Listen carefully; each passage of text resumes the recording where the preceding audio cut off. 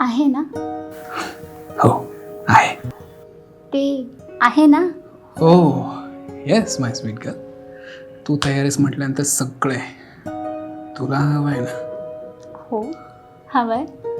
Let's go then. माझ्या डायरीच्या लिस्टमध्ये या नव्या कोऱ्या काव्याच्या जबराट अनुभवाची नोंद होतीये. काव्य लहान जरी असली ना तरी तिच्या अनुभवाने मला शॉक करते.